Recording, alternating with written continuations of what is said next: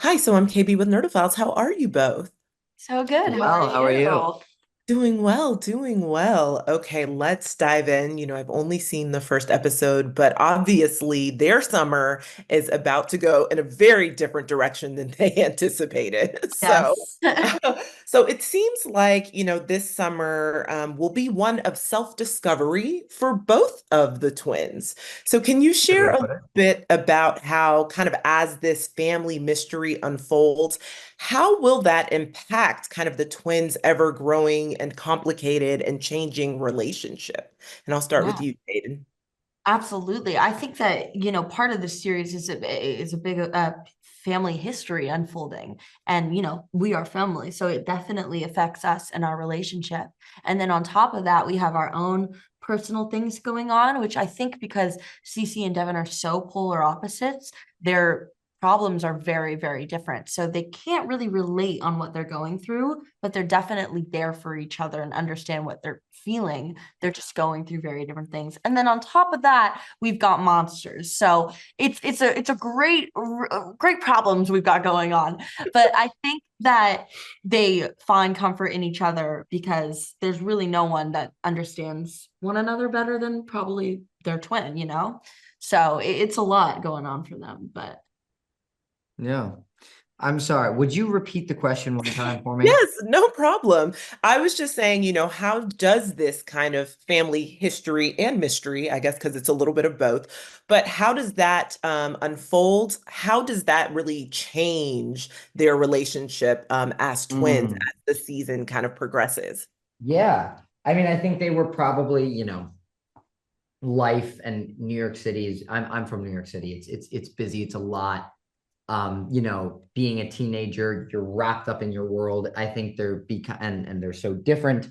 It becomes easy. I think they've drifted a little. yeah. Devin and Cece when we find them. And then I think there's something about they're twins, so they can kind of come home to each other, but there's something about danger and dealing with challenges that brings people closer together. So I think in, maybe trying to survive, and I mean that metaphorically with survive the mundane with, navigating relationships of all kinds, and then, literally trying to stay alive. I think bring them they're able to reconnect a little, Yeah. have that space in a weird way. I'm glad that you did say literally, because I was like, I mean, truly, they don't know what these monsters will do to them. So yes, hopefully they both make it out alive. I mean, that's what I'm rooting for. But I guess we won't know until the season comes. But I wanted to ask kind of what your favorite book to screen episode was from this season that was developed, if you could tease that. I think we have the same one at Yeah, this I Oh, mean, point. you because guys do? Oh, that's well, I mean, interesting. I'm a little biased because I love that as I was saying, every character kind of gets focused on in this season, has their own spotlight throughout the season. And I'm kind of biased because I do like when Cece gets spotlighted, and I think when she interacts with her share of monsters, it's really cool. But his answer is a great answer, and I also agree with it as well. My answer is the haunted car. Yeah, yeah, Yeah, yeah, that's yeah. not Cece, that's But it's a little it's a little CC. Cece, but Little Yeah, yeah, yeah. So that yeah, was we that was took a the cool haunted car sequence. and adapted that, and it's really cool seeing it come from the page to real life. And he's not even in it. No, I'm not in it. Just Oh, looking at really? well, I'm in the He's episode. in the I'm not shop. in the sequence. You know what I mean? Yeah, Okay. yeah, The sequence Okay. of the car. Yeah. yeah, Oh, yeah, that was one of my favorites growing up, actually. That one was just so terrifying to read when you're younger, but yeah. also so intriguing. So I am very, very excited now that both of you said that this is the one. I'm super excited to see what that episode Cool. looks like for sure. Yeah. And so my last question for both of you is really just about the physicality of your roles. There are a lot of different elements that you have to play with in terms of using your body to dive like more into the horror. So how did you guys prepare for that? And is that something that you guys kind of always wanted to do more of on screen? And I can start with you, Jaden.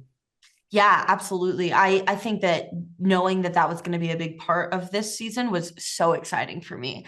Um, I'm very active. Like I know, like it wasn't scary to me necessarily. Like if they want me to run or jump, I'm like, I'm so down. I'm not scared. But I think that, a lot of the preparation is mental and just preparing yourself to be able, when you're running from monsters, pretend monsters in front of a 50-person crew, you have to have no level of shame, and you kind of have to be, I'm kind of stealing some of Sam's words, but you have to be willing and you have to be vulnerable, and open to be able to express the emotions of running from a monster.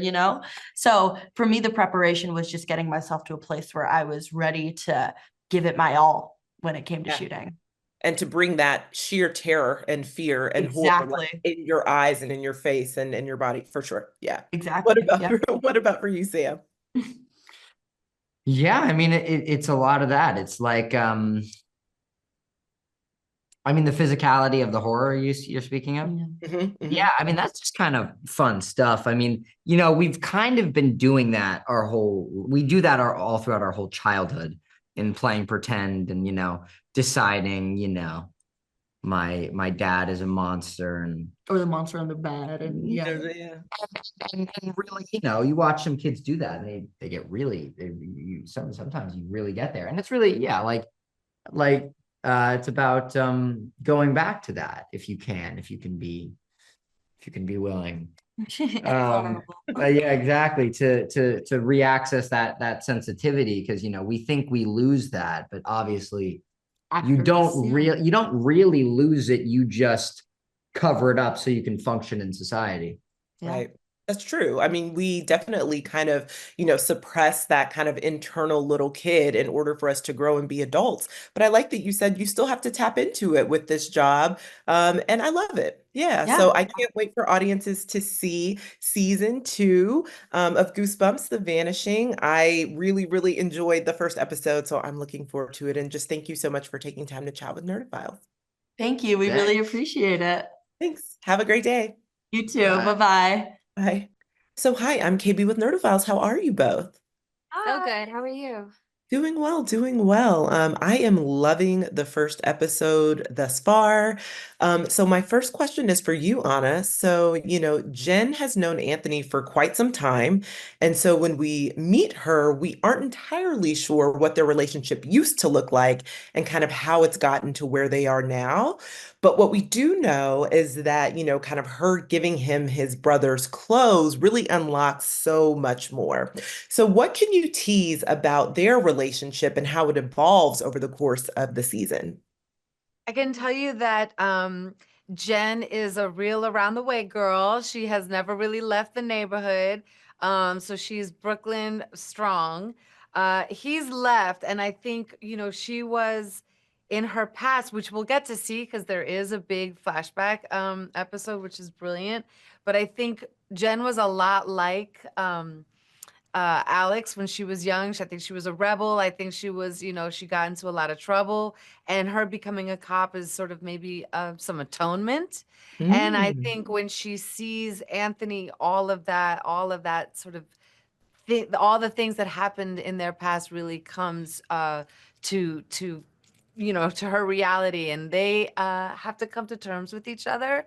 And I think she and he definitely find their peace eventually, but it takes a lot.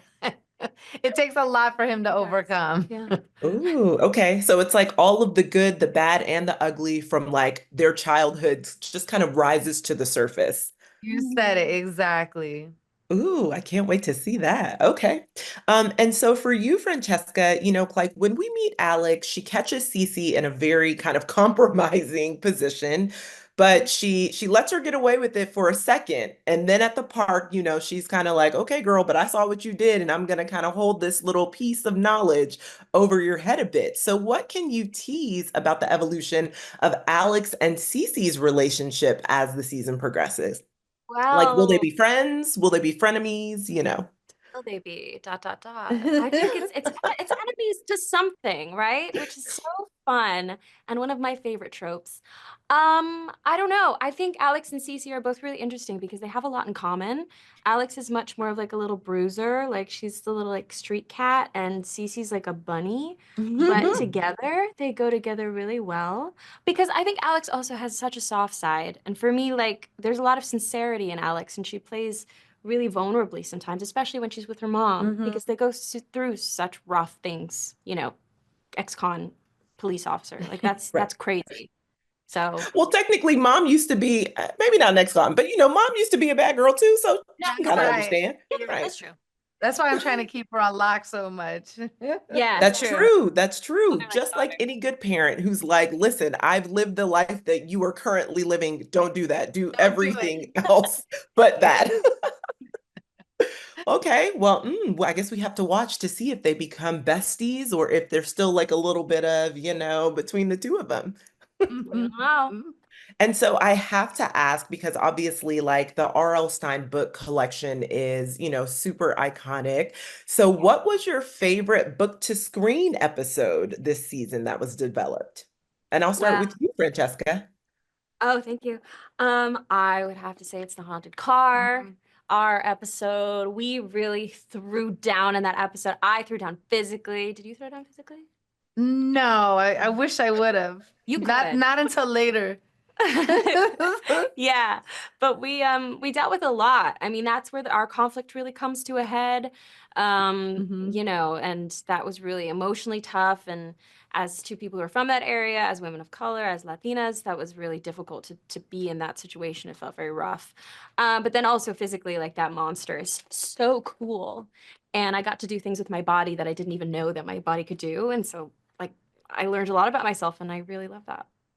Yeah, Ooh. for me, for sure. It was definitely the haunted car episode. And I got to do like a little stunt driving. Like it was just all, Mm. that's just a really, and just us getting to like really finally get into like really chomp up our scenes and really, Yeah. she's a brilliant young actor and she just comes really fully loaded and fully prepared. So it was just fun, fun, fun, Very fun. even though it's dramatic, it's fun drama. Right, because then you guys said it's really, really emotional. And I'm like, wait a minute, what's happening in this Yes, it episode? gets, yeah, I mean, because my character is going through just coming out of prison and she's a cop and we had to film scenes that were in a police car and that's really hard. And I Yes. was like feeling very scared and like, oh my God, my mom's not gonna help me. That's a great thing about Goosebumps. The thing is that you're on the edge of your seat one minute, you're terrified one minute, you're laughing one minute, you're crying one minute. I mean, there's so much. I don't know how they did it, but it's all still really grounded and somehow it's still totally believable and great. Plus, we're in the city. I mean, it For us, we live the city. yeah. I mean, we're New That Yorkers was for us. Yes. Listen, I lived in New York for 8 years and I miss it all the time. So, yes, Yeah. absolutely. The city is a character of its own for sure. It is, yes. Ugh. And the rats. Yes. The rats, that is their home. I like to say, It is. we are Yes. the visitors, like Yes. that's their place and we just happen to stop by occasionally and work there. Don't we And know give them trash to eat, so here we are. But listen, I have to say that I am truly, truly digging this season so far. I can't wait to see the Hanukkah episode because I will say Sam and Jaden also said that that is their favorite episode. So now I'm really like, I have to see it. Like, absolutely. Oh, that's cool. That's really beautiful. It's Yeah. episode 3. Keep your eyes out. Yay. Well, thank you both so much for taking the time to chat with Nerdophiles. Really appreciate it. I hope you have a great day. You You too. Thank too. you. Hi, so I'm KB with Nerdophiles. How are each of you? Hey, Good. I How love you your doing? background. Love Thank that. you. Thank you. Let me dive right in because I am digging the very first episode that I saw. So I will start with you first, Galilea. Can you just share, there's a softness to Frankie when Cece and Devin arrive. You really kind of see her excitement and how she opens up. So how does her relationship with the twins kind of shift and change as the season progresses? Yeah. Oh my God. Yeah. So I think that, if you've seen the first episode, you already know that like kind of Frankie has this past history with both Devin and Cece, and I feel like it's something that she was definitely not expecting to run into, and especially now that she's with her boyfriend Trey, Now that she and has a that boo. kind of. Yeah, I was like, ooh, Boot this is up. kind of awkward. This is kind of awkward. But yeah, but I think she handles it pretty interestingly. Um, but no, it's really cool because we kind of see that story play out throughout the season and kind of see how her relationship with Devin changes and her closeness with Cece, of course, is also it's staying strong and I really love kind of how that whole story plays out while also dealing with regular teenage issues and monsters and crazy stuff. Just an average day of monsters plus, Typical. hormones It's and it's an everything average in day play. of girlhood, you Yeah, know. that's what girls go That's through. that's The that's just nature girl. of life. I mean, truly. So my next question is for you, Stony. So when we Yeah, first meet Trey, he's a bit of a bully, kind of in a lot of ways. So all of it. how does kind of being trapped in this real life murder mystery impact him? Does he get more Yeah. empathy as the season progresses? Yeah, I mean there are certain points in the season where he has to kind of face his own demons in a way, and that pushes him to either become a more mature, brave, courageous person, or to stay the same. It's either, you grow or die. It's kind of what it is. And so I think as the season goes on, you kind of have to see him become, or he has to be this person that can take control and be, brave and be that quote unquote hero, I think. Ooh, okay. I like that. I'm looking forward to seeing how that works. Yeah. And last but certainly not least, for you, Elijah, CJ is so interesting because he is just so upbeat and so he's so charismatic and he's so positive. So how does him kind of being in this murder mystery, does that change him at all? Is he still kind of the positive one, with the group? And how does he, I guess, how does the friend group kind of shift even, in the midst of kind of dealing with these monsters and dealing with this mystery and just making sure that they kind of stay alive? I feel like Yeah. CJ probably the one to be like, we got to stay alive, so don't do that. Well, CJ is a brother, so CJ's gonna make sure we stay alive. Right. Um, but yeah, no, I mean, No, because the amount of times that It's we've true. that we've It's had the line true. of like, yeah, I think exactly. we should go. Yeah, like I think we should go. it's time to go. It's Yeah, time to go. right. That's real. That's real. Yeah, no, I mean, CJ very much so is this like out there upbeat personality that's a lot for people we clearly see in his first interaction where he's like, Anthony, what's up? That's the dude, that's the homie, that's family. And Anthony's like, yeah, these are my kids, by the way. The kids aren't necessarily feeling me like that, but I'm like, yo, come on in. Like, I got y'all.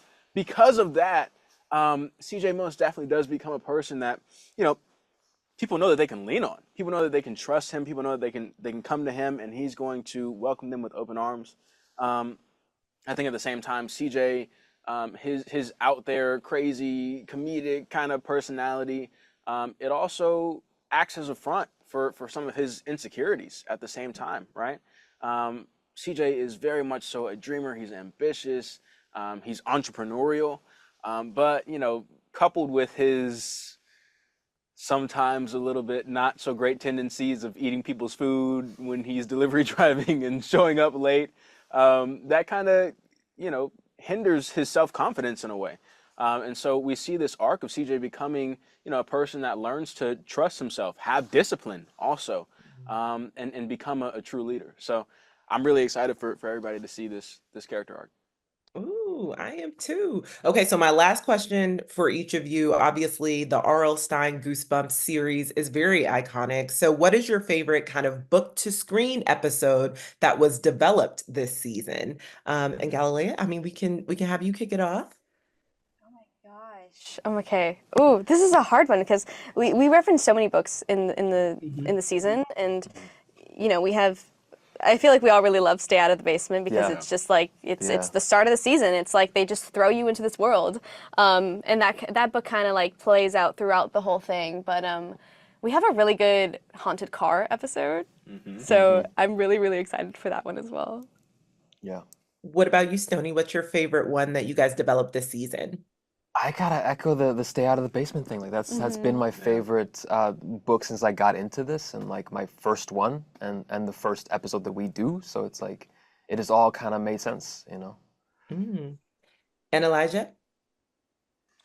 I mean, I guess the consensus here is stay out of the basement. That is, it really is great. Like it kicks off everything, you know? Yeah. It brings in the story, and so all the rest of the different books that follow just kind of help, you know, bring even more to it. We have Monster Blood, we have Stay Out of the Basement, we have The Girl Who Cried Monster, we have, you said The Ghost Next Door? Yeah. We have just a lot of fun Easter eggs in the series. So, yeah. Oh, I'm loving it. Well, listen, I will say Sam, Jaden, Francesca, and Anna all said the haunted car. And they literally all said that that one was their favorite one. So, Whoa, okay. Well, look at us. Okay. Being different. Being different. Being different. Switch it Being up. unique. You know, We have switch two it up a little. I sides love going it. on here. Yeah. Clearly. Absolutely. Well, thanks to each of you for taking the time to chat with Nerdophiles. Really can't wait for audiences to see this season. Of course. Thank you. Thank you so much. Have a great day. You You too. too.